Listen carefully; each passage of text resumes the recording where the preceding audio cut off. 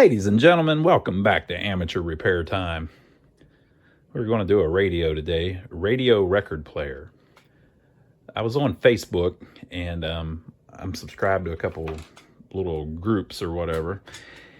And there was a gentleman named Craig on there posting up that he wanted to give somebody some stuff.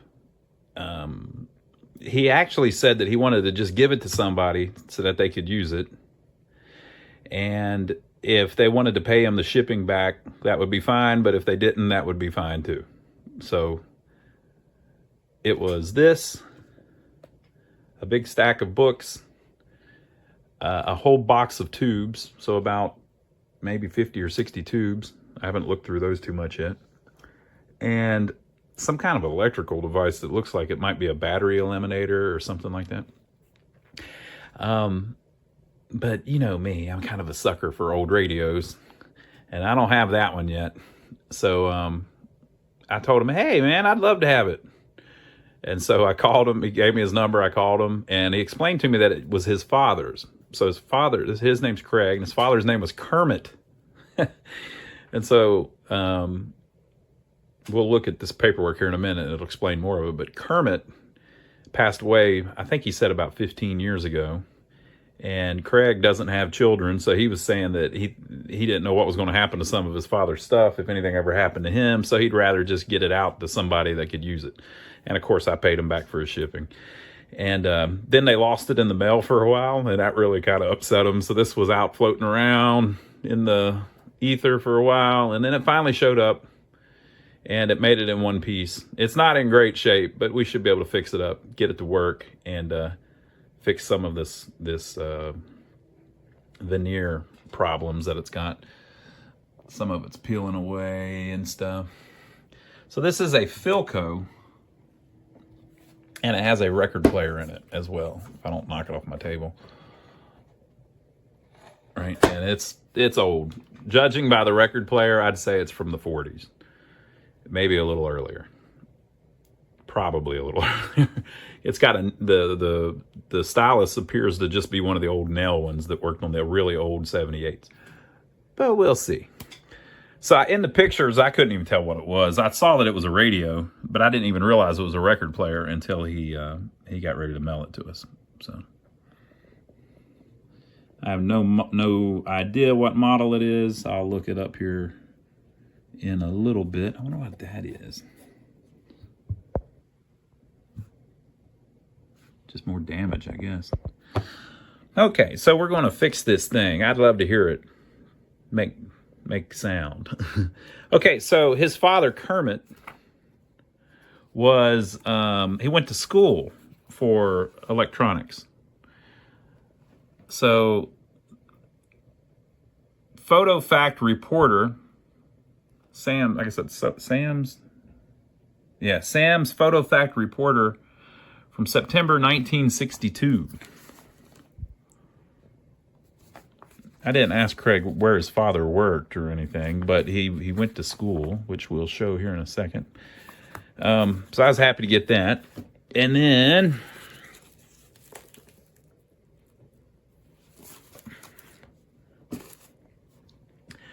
RETS Specialized, Practical Electronics and Television Servicing.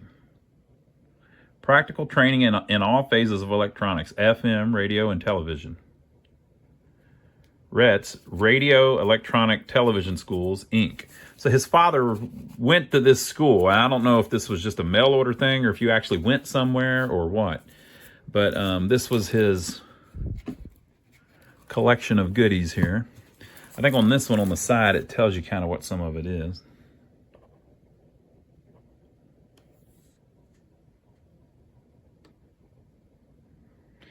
Yeah, so it's the Sam's PF Reporter from 1960. 1, 2, 3, 4, 5, 6, 7. Looks like maybe there's only 7 of them, though. Or maybe those are the same thing and he's unbound them or something. I don't know. So, that's very useful.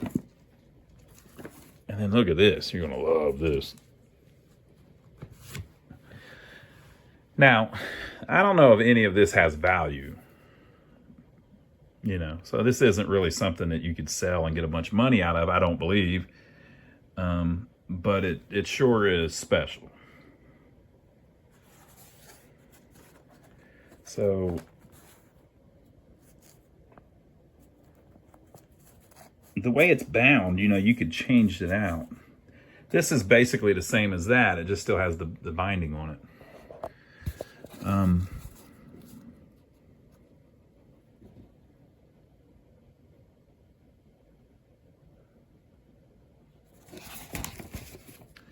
So I'm going to try not to dox anybody.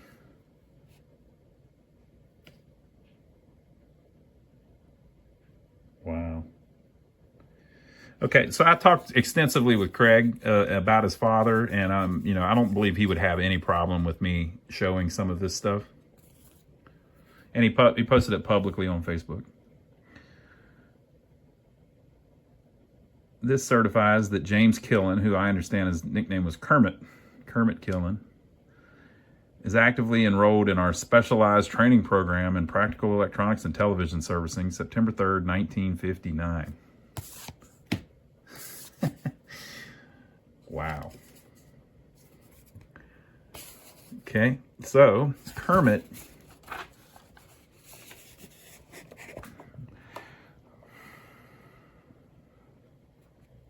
Chapter Lesson 2. Since a great many radio television receivers have phonographs incorporated in the console, it is essential that TV servicemen have a good general idea of the type of mechanisms used to play phonograph records. This chapter is entitled Records and Record Players. There are several types of records, usually classified according to their playing speeds. Okay. Sincerely, your school facility. Okay, so I wanted to show you some of Sincerely, your school facility. I wanted to show you some of the paperwork that's in it.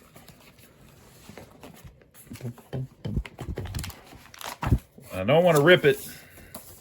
Kermit would be mad if we ripped it. Okay, there we go. We're kind of getting it to move. It's hard to do this with one hand, folks. Look, if you need better production than this, I don't know what to tell you. Okay, so it has like checklists and paperwork and stuff in there where he did his tests and everything. Look how cool this is. And it's an old blueprint type copies, facsimiles. And some of the places in here, you run into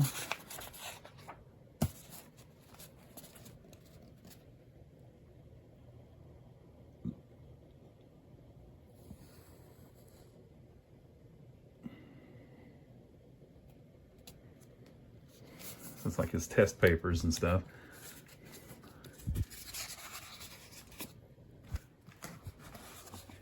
And there was some handwritten stuff in here somewhere. I wanted to show you somewhere or something.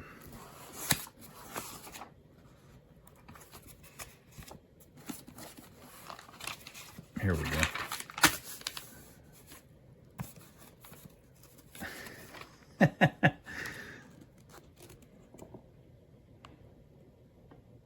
I have sheet number 3. It would have a scraping sound. How would a partially shorted tuning condenser have in a superhit? What effect would a partially shorted tuning capacitor have in a superhit receiver? How could we correct or repair this fault? And Wade and Wood be dead where every short occurs, would not play at that spot. Okay, so you get the whole point. And then here is a circuit, and he has made a bunch of notes and stuff. This looks like it's your typical All-American 5 circuit. So this is just cool. Very cool. I don't know if he was, you know, I don't know what he did. I don't know if he was a TV repairman. Craig probably told me, but you know how that goes. Sometimes you catch everything, sometimes you don't. But anyway, I like that. So I think that's pretty cool. I must put his certificate card back with it. Okay, so let's check out the Philco, and then we're going to see if we can fix the Philco. So Craig had this sitting out in the storage shed for a long time, and all this stuff seems to be stuff that was inside of it that goes somewhere. There is a bass and treble switch. I don't completely understand that. Ooh, look, there's a screw missing, and I think I had an extra screw.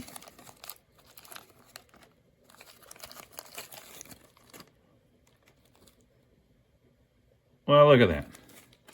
That's going to be the screw that goes right there. Mystery solved. Okay, now check this baby out. This thing is heavy. I mean, really heavy. They're not tracking that in grams. They're tracking that in, that's half a pound. It's literally like that. So look at this stylus. What in the hell? I didn't know they made it like that.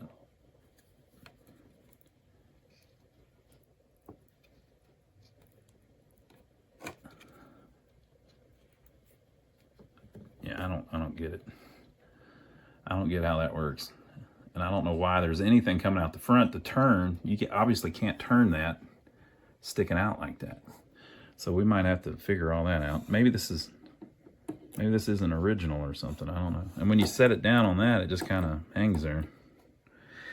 So the other weird thing is, I don't see any way to set it on the record player. I know Philco did a lot of gimmicky stuff. Shango's always complaining about that. You know. So maybe there was some kind of gimmick where you put it at the extreme of the tuner and it turned on the phonograph or something.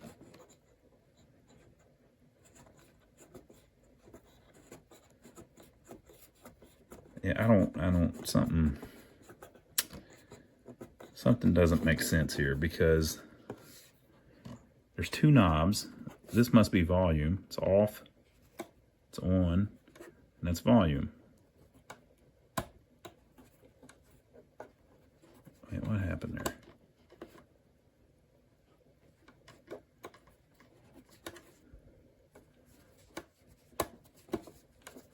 Oh, wow. Okay. So this might be broke, but so I'm all the way down. I can turn it up to a point where it switches. And then I'm kind of like, and I can keep turning it.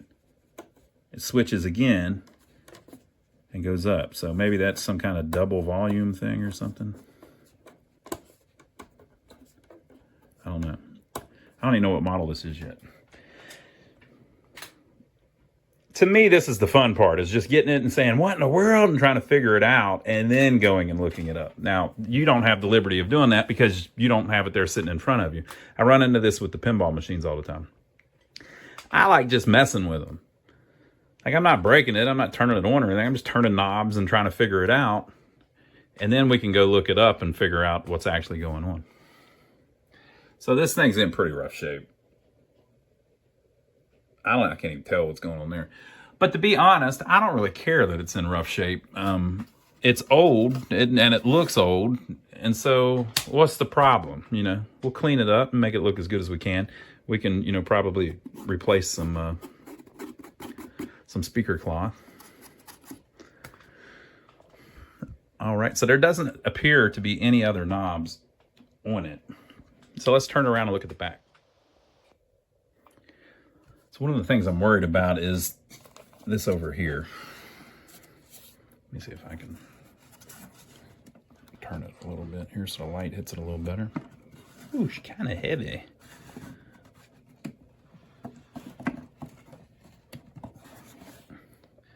I don't like the looks of the antenna.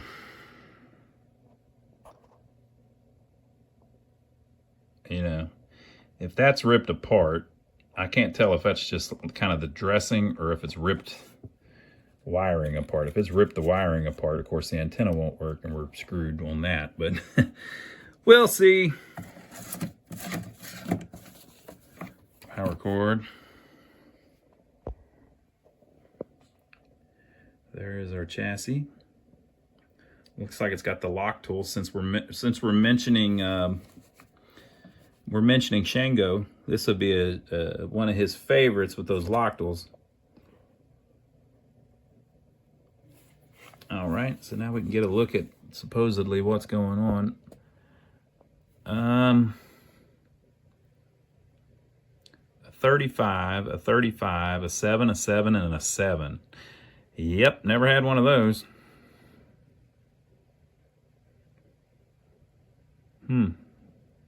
Okay, there's a label over here. Let's see if it tells us anything.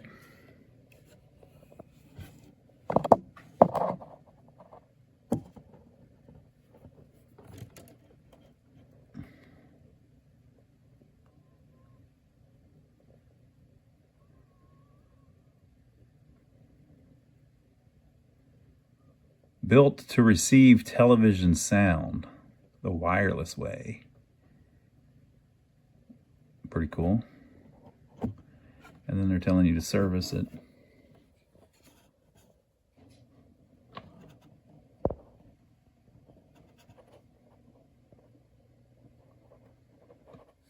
So is that going to be a chassis number of any sort?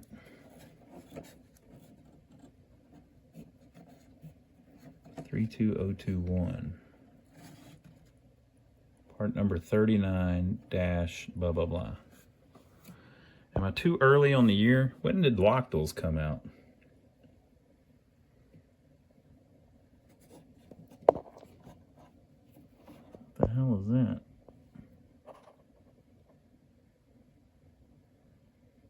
Could they print stuff any smaller there?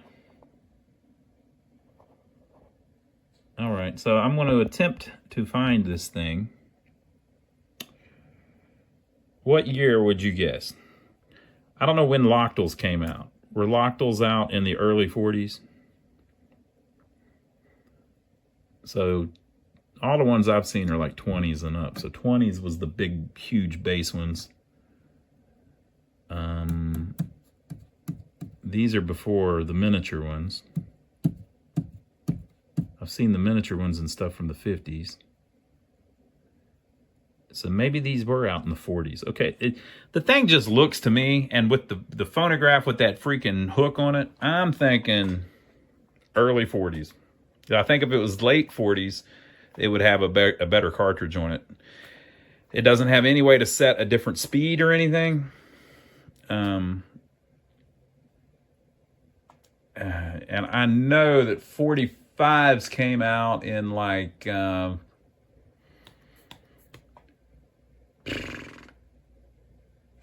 early 50s, mid 50s. So it's got to be 40s or back. I'm gonna guess 1944. That's my guess. So let me go see if I can just figure out what this thing is from a picture.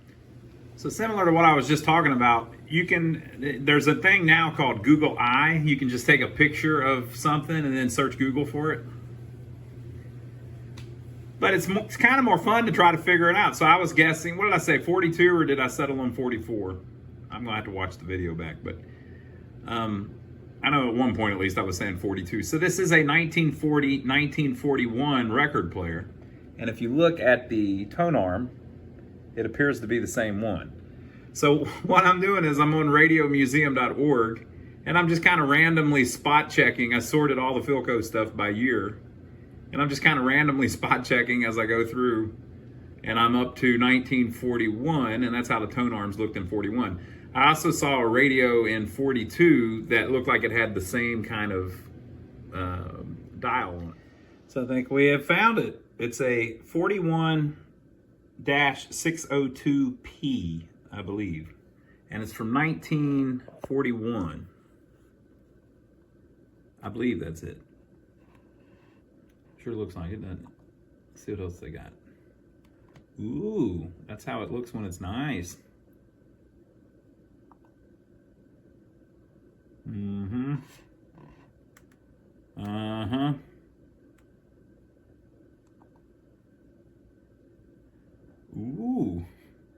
That's how it looked when it was new.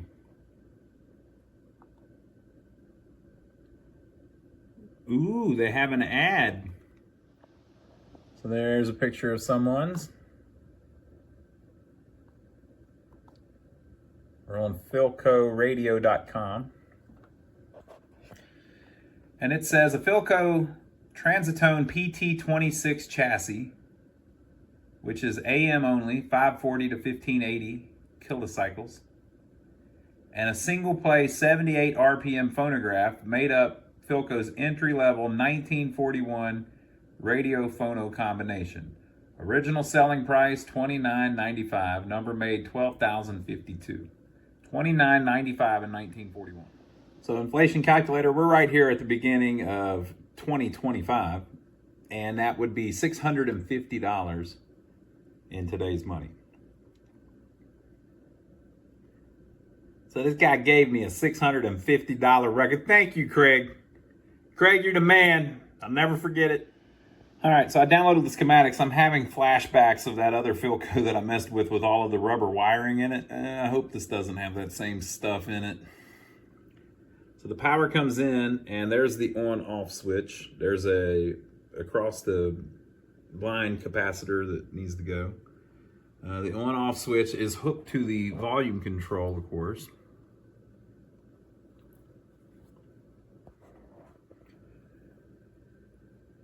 And the volume control says, volume control 1 meg, tapped at half a meg.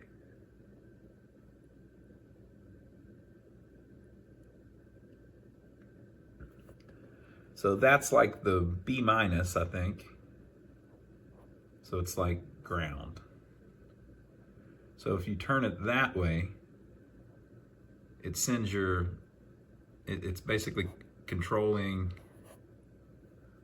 volume like normal. But if you go this way, you're grabbing the pickup. It's connected to B minus there. I don't completely understand how it works. I guess, so that's the signal from the radio here. So I guess it's going through here to the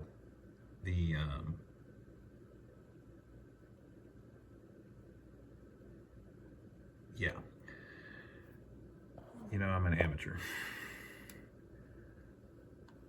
So we are here. So here's your IF signal. It's coming down here. Depending on where you have the potentiometer set, it's going to go through here to the first audio stage. I think that's right. Yeah, that's the grid. Okay. And if you are, if you turn the knob this way, you're going to grab the pickup and send it through instead. There is that click on it where it turns on and off. They're showing that as a switch down here on that, but it kind of goes both ways. So I wonder if, what I can't find is there is also a switch on the phonograph motor. So I wonder if that's the other thing that turns on. I don't know. I guess it'll all make sense whenever we mess with it. Yeah, but I didn't think about that. This is that era of Philco where they use the rubber wires. Well, we'll see what we can do. Come on now, Philco. Don't have a bunch of, please, Mr. Philco, don't have a bunch of rubber wires. Mr. Philco, please, I don't want the rubber wires. I can't, it's almost impossible to fix the ones with the rubber wires. Please, Mr. Philco, don't be the ones with the rubber wires. Okay, it took a little working, but I was able to get it out of there. It's been worked through by someone. So I'm trying to figure out what in the world's going on. It looks like there's some kind of switch or something that the arm rests on. That's that. I don't even know what that is. So the arm sits on that. And then There, of course, are a couple wires to the motor to the turntable that have been heat shrinked, that have been cut and then heat shrinked back together. Several of the capacitors have been replaced at some point, and some of that has been heat shrinked as well. But with that said, the rubber wires don't look too bad. So I think we're going to get away with not having to replace all of the wires in the set, which is good. They're still flexible and they don't have that same dry rotting problem that we've seen on some of the other ones. Of course, the whole thing looks pretty bad, and most of these caps need to be replaced again, of course, but it's not as bad as I thought it was going to be.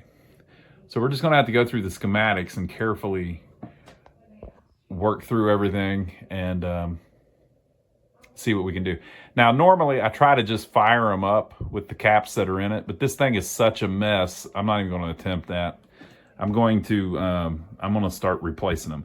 And I think what I'll do is I'll start at the beginning and see if I can get the power supply isolated. Usually somewhere there's a cap where if you disconnect that cap, you'll have a power supply up to then that you can check, and then it won't be bringing into the rest of the radio into service. So you can just check and see if your power supply is good and then work from there.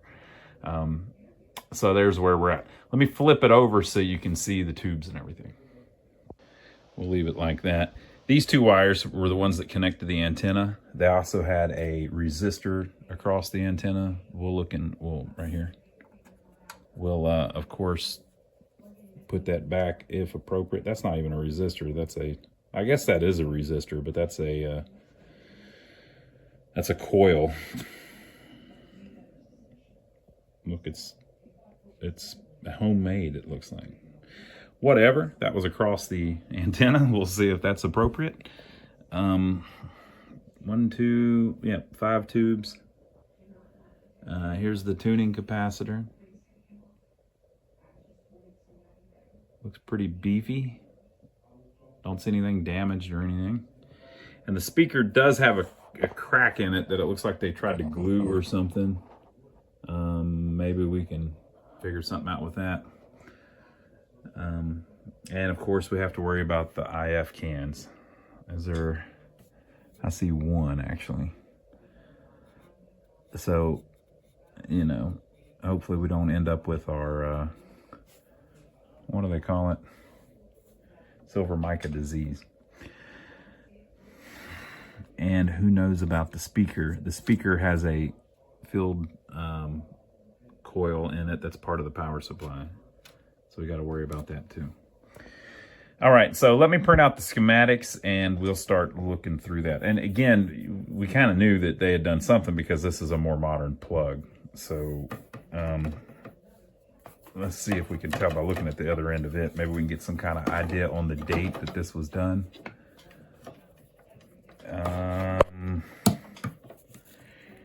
Here's the power cord they put on it. Gee whiz. Thanks for that. Well, so we'll put another one on it. You can't really date things by stuff like this because they could have put a used one on there. So yeah, we'll put a new cord on it too, a more traditional looking, smaller one actually.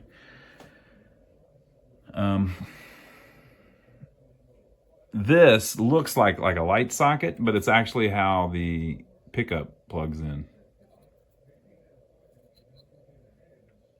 Pretty weird. All right, so I can't lay this down because it's still got it's still got 2 wires hooked up. So maybe I'll see what I can do. I'd like to get it completely away from the phonograph, if possible. Okay, so I removed the power cord, which again wasn't original. I just cut it here so it will be obvious where the new one goes back. I also removed, there was a wire here that went to the phonograph motor or to the switch, and then there was another wire here that goes to the phonograph motor. I cut it in the middle of the splice that they had with heat shrink tubing, so it'll be obvious where it goes. And then these two go to the antenna. So whenever I go to put it all back together, I'll have a good explanation from me of what I did. Okay, so I'm gonna show you close up all of the stuff in it because we can see it a lot better now. So we'll check this out. They may have added that. Well, no, maybe it's original. Wax caps. You can see the tube sockets there. You see the original rubber wiring is actually in pretty decent shape.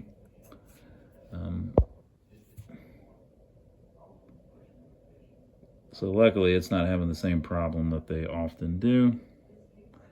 But of course the wax caps are in just horrible shape. That resistor there doesn't look too great, does it? This, I suppose, is probably a cap, so we may be popping that out. This, I guess, would be the filter cap. Let's see if there's a date on it. Come on, filter cap. Give us a date, filter cap. When were you saved? What do you think? Those are some old caps. I would guess, does that say, no, it's 85 degrees. I would guess 70s. But, you know, it's just a wild guess. Wow, that's wild. It might be telling us right there. Maybe. Come on. We're trying to read you. Come on. You know, folks, I make these videos for myself. A lot of people don't enjoy this stuff, but this is fun to me. Can't quite see it. 47 microfarad, 160 volt, 85 degrees Celsius. I don't see a date code. I can't really get to it. Okay, they don't always have a date code anyway. All right, so that's that. This is the power switch, I do suppose. It's more, you know, decent rubber wiring. I don't see it really cracked. Is this the oscillator coil? Another wax cap. Output transformer. Look at this. I replaced that on something. Was that the other Philco that I replaced it on? And when I say other Philco, by the way, that's right, they're sitting right there. I just haven't finished it. So you may be saying, well, why did you start this one? Because that one is a basket case. There's just so much. Basically, the whole thing needs to be rewired. Somebody told me that in the comments. They're like, oh, you're better off just rewiring the whole thing. And I thought they were just flippantly saying that. No, they were probably saying it from a place of great expertise. That may be a resistor, actually. Okay, another little terminal strip, wax cap. Yep, there's a couple replacement caps, right? I think, yeah. So this thing has been serviced at one point, but they kind of did a halfway job, and I don't want to turn it on like that. So we're going to have to work through it and check it off on the schematics as we go. So I'm going to print out the schematics. By the way, this is a resistor. It's a two-part resistor. That's a resistor, and that's a resistor. Okay, so let's print out the schematics and we'll start working through it. Okay, so we're starting right at the beginning. Start at the power cord. So it comes in, you've got two lines, right? One is going to go to the switch, and the other we'll consider the common. Now, on these old sets, they actually did it the other way. The other one was actually they switched the common, so the other one was actually the hot. And you can see that it plays out that way if you look. here is the, I'm calling it the common, the neutral, the ground, whatever you want to call it. The neutral is actually what's switched. The reason they did that had something to do with, they thought that it would put noise on the line if they switched the hot side. But so the original design, this is actually the neutral. You can see that it's the bottom of the capacitors, for want of a better word. So the wires came in, and this thing's already been worked on. So the wire would come in, and one wire, which they had their neutral from their big power cord, comes to this resistor. That's where one is attached, and the other is attached at the switch. So on the schematic, that's actually the hot, but the hot comes in and ends up at the resistor. Okay, like I said, they use the white wire. It would have actually been the black wire, but they're doing that so that they can switch off the hot. So one wire comes in and runs to the resistor, direct connection to the resistor. The other wire comes in and goes to a switch. Now, they originally had a capacitor across the two lines at this side of the switch, a 0.04 microfarad, but it's not here. So the new line they had running in, one goes to the resistor, which is how the schematic shows, and then the other was here. It went to the switch. These two connections represent the switch on this case. So the capacitor originally would have been from there to there, actually. But the problem with that is if you leave it like that, then it's constantly getting power as long as you're plugged into the wall. So if you're plugged into the wall, whether the switch is on or not, that capacitor has juice on either side of it. Okay, and with that said, the capacitor's gone. They took it out of the machine. Now, why would they take it out of the radio? It's because you really don't need it. It kind of is used to noise suppression, right? So you don't have to have it. I'll probably add it back in, but just in the spirit of whoever this repairman was, which it was probably Kermit, we'll put it on this side of the switch so that it isn't on all the time, right?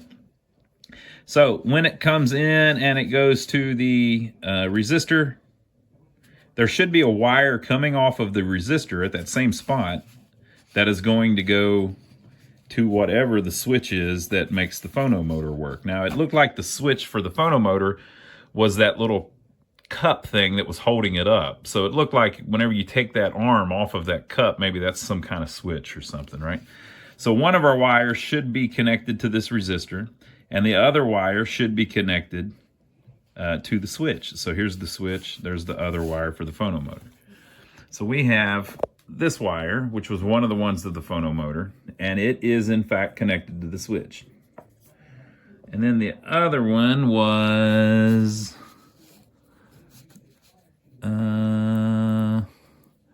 what did I do with it?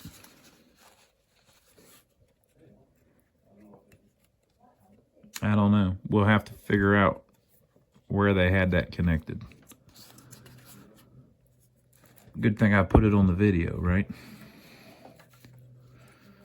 But I suppose it would have connected right there as well. Did I take it loose from there? I believe I may have, actually, now that I think about it. And if you look, there is another wire down in there coming off of that resistor. Right? That wire there. Now, what is that? Well, it connects at the resistor, and then you've got one that goes up to the lamp. And I guess that would do it. So that's probably the wire to the lamp. Wonder if we can track that down. So we've got that black wire running up through the frame. This is why you got to start at the beginning, because there's so many wires, you're going to lose them immediately. Oh, hang with me. Hang with me, folks. Well, would you look at that? Here are the 2 wires to the lamp. And it appears that that is, in fact, the wires that we're looking at. So let me see if I can wiggle one. Maybe if I wiggle it, we'll see it. Okay.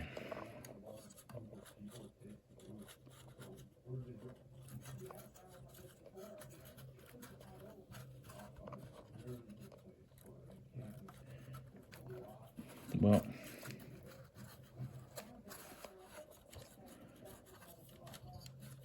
it's hard to tell because of the way they have it pinched. That is 1 wire.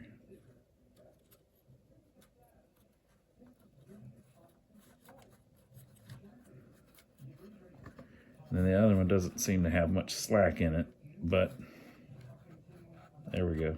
I think it's that other one. Let me, if I can pull the slack out of it, we can tell for sure. Ooh. Hopefully didn't just skin it. Please don't skin, Mr. Wire.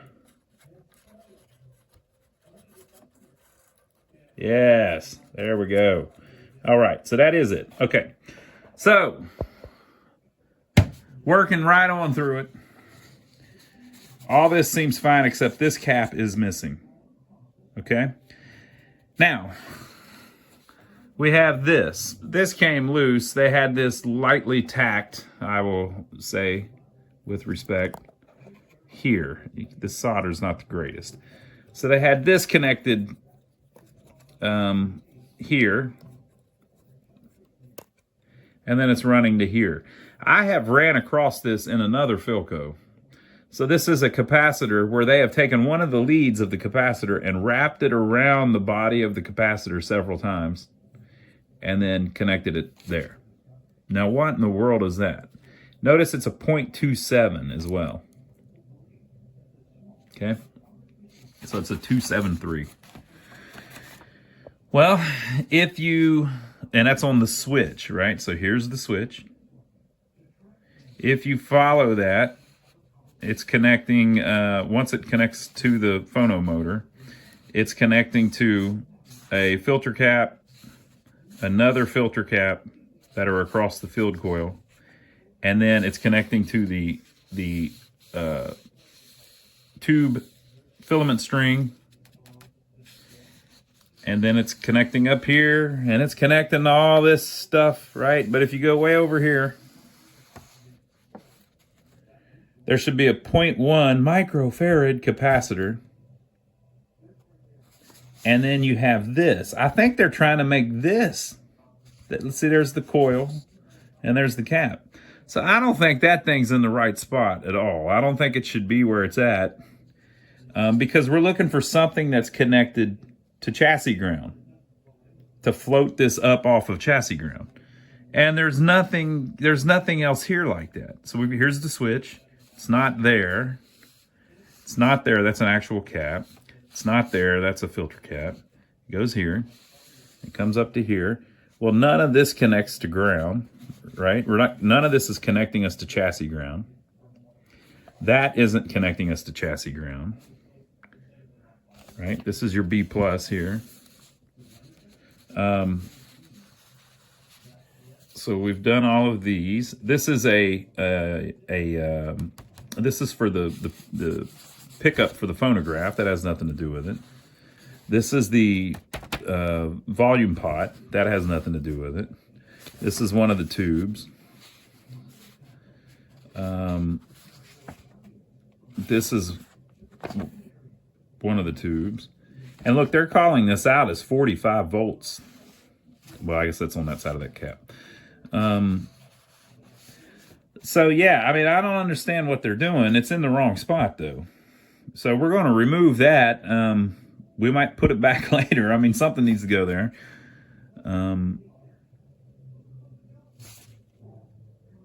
This is just, it's nothing like what's supposed to be there. So we're gonna not hook that back up. I don't know why that's there, and I don't know why it's that value, 0.27. So that's our first weirdo thing, right? So I'm going to measure these two resistors and see what we've got. And then I'm going to look at our two filter caps and see if they're in the right spot. Well, I like what I'm seeing. I was really worried that this field coil was going to be bad. Because on our other Philco, that's the problem that's holding me up. It's fixable, but it just... it's a big pain. That and the rubber wires. Okay, so this 53 ohm resistor is measuring 60 ohms. You know, and that's what's to be expected whenever they get a little age on them. They go up in value sometimes. Okay, so this one's 175 and it's measuring 186. So these are both really good. I mean, this one's off less than 15%. It's off 7 ohms, you know. This one's off less than 10%. It's only off 11 ohms. So that's great. I'm not going to mess with those. And plus, you got to remember, our line voltage is higher now than it was back then anyway. So these two are great. Haven't checked any of the tubes yet. And then I was able to measure resistance from this point to this point, which can give you a pretty good, should give you a pretty good approximation of that field coil. And I'm getting 465 ohms. So I think that's probably about right. And that's certainly doable. And so that's cool. So I think we're ready to go ahead and swap these two filter caps, get them out of the way. Now, someone has already done it at some point, and they chose to put 47 microfarad capacitors, 160 volts DC. And one they've got connected here to this coil, which is, I believe, the oscillator transformer, right? And then the other one is connecting to the rectifier socket. So one is connected here to the rectifier socket, and one is connected to the oscillator, which, it's hard to find it, but it appears to be, well, no, not the, well, yeah. So it's connected through here to right here. So one of the caps is connected right here. As confusing as that is, good old point-to-point wiring. And then one of them is connected here. Now the grounds of both, strangely enough, are connected right here, which is electrically all the same place, you know, but they're connected on a tube socket right where this cap is. So they've got the ground running up here to where this cap is connected, right? So those have served well for many, many years. I think it's time to get rid of them, though. So I think what I'll do is we'll save these two red wires and we'll lay the new ones in here. Maybe we should grab that one out of there before we do that, though. Let me see what that is and see if we can get it swapped.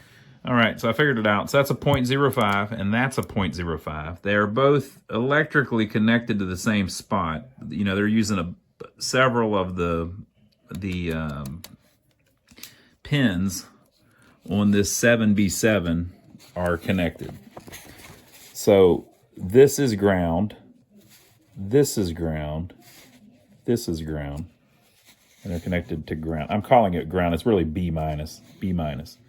So there are 3 connections to B minus on this, and then I think they're even jumpering a couple more of the pins that aren't used to be B minus. So from that B minus connection, you have one 0.05 and another 0.05.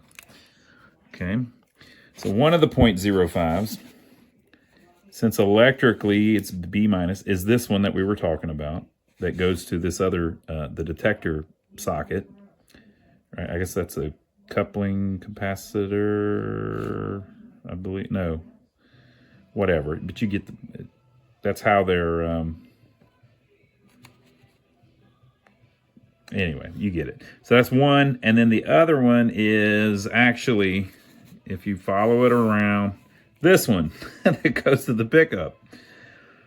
Crazy, but it makes sense because they're connecting the pickup to the IF, and they're connecting the detector to the IF, I guess. Okay, but look at what else I found. So this is electrically ground. We were talking about this 0.0015 and how I thought that was the one. Nope, it's this one. Mystery is solved. So from ground, or B minus, to chassis ground, there is a 0.25 with a wire wrapped around it, right? And that is, in fact,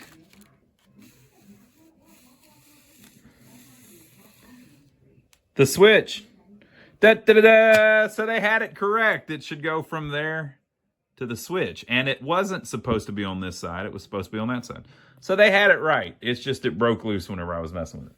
So I need to put that back. I need to replace the 0.05.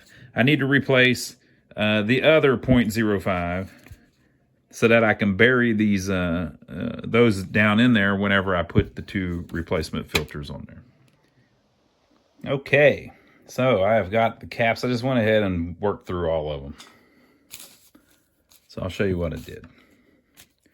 There were a couple you saw that had already been swapped. So I don't know if somebody worked on it and then got it working and then just said to heck with it. But some of those don't look that old, you know. I mean, I guess 10 years ago the caps looked just like that, so who knows.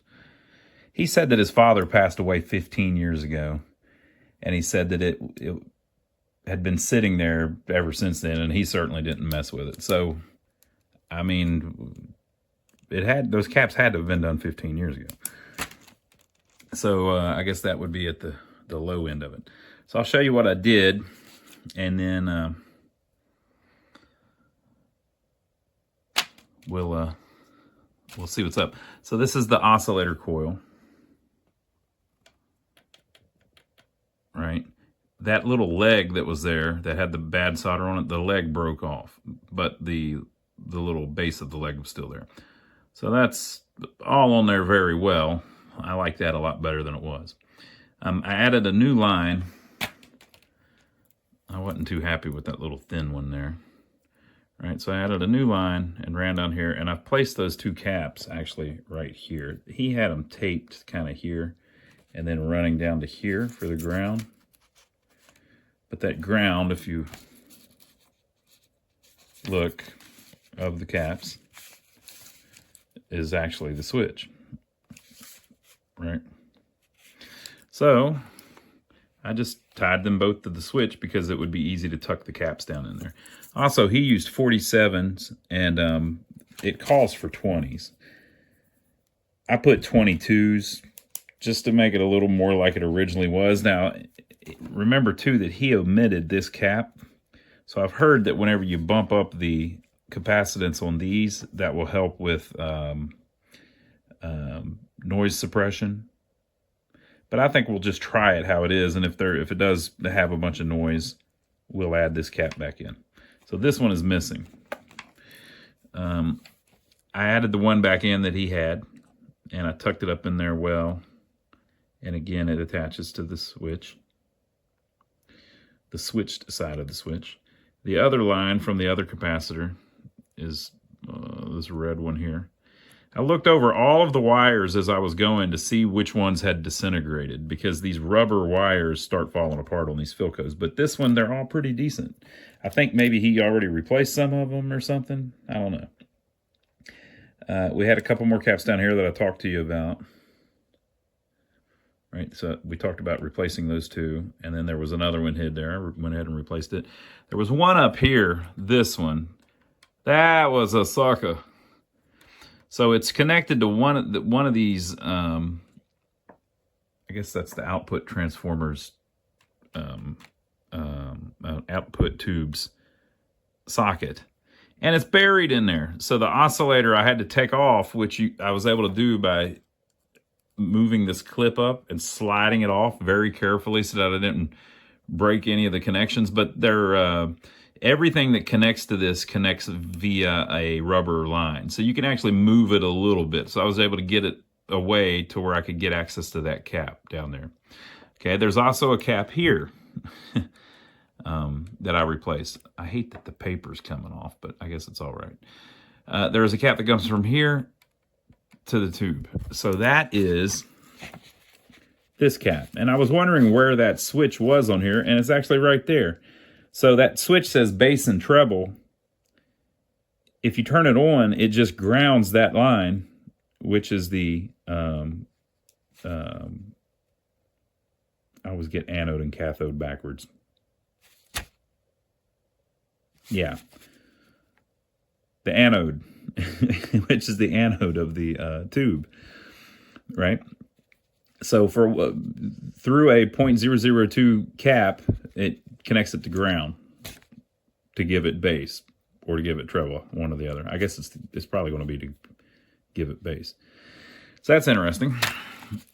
And then he had two caps already in here. One of them has spaghetti on the legs, so it can't short out to anything. The other one, you can't see it right now, but the other one doesn't. The legs are bare, but it's in there in such a way that it can't really touch anything, so I guess we're all right. On the side of the chassis, there is a piece of paper or some kind of something that's non-conductive, so that if something gets a little too close where it's actually touching it, it won't short out to the frame. So there's that one. There was a black wire from here to the heater of the output transformer, the rectifier, which is this connection right here for the heater string. And that wire was all disintegrated, so that one was falling apart. So somehow I lucked out and got only one wire that's disintegrating. Like if you look at this one, look, I mean, that's still supple. That's supple, people. If it's supple, I'm not replacing it, all right? And then some of these are actually cloth covered. So I just got lucky on the wires, or I believe I did. We'll see if the thing burns down. See, like, for instance, these two wires, that looks like modern stuff. So he must have replaced those. That's the ones that go up to the little switch, right? And I put that cap back in. So we've got all new, all of the paper caps have been replaced. So that's good. And I try to clean up whatever I could and make it where it fit in there a little better. And I think we're good. So just to see where we're at, I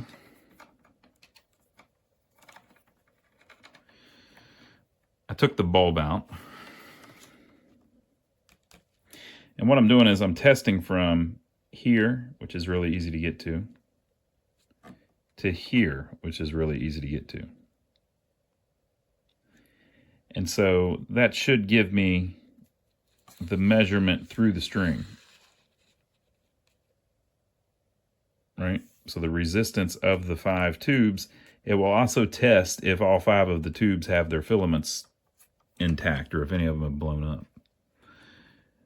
And when you do that, you get 97 ohms. If I remove one of the tubes, I no longer have a measurement. So I think everything's good. So with that said, though, the video is getting pretty long, so we're gonna have to break this one up. But I think I've got the caps ready. I'm gonna bring it up slow on a variac. I don't know for sure that the speaker is any good. And also, we haven't even touched the record player. We haven't touched the cabinet, and we haven't tested any of the tubes. So there's still a lot of work left to be done. But I think we've got the hardest part, hopefully, already done. We identified what it was, recapped the whole thing. And by the way, this isn't a cap. I thought that was a cap. It's not. It's one of the IFs. Whatever. You get it. You understand. So, yeah, that's where we're at. So let me know what you think so far. Leave your comments down below. I've been wanting to get one of these Philcos working. I haven't fixed a Philco yet. We worked on that one, but I haven't been able to get it going.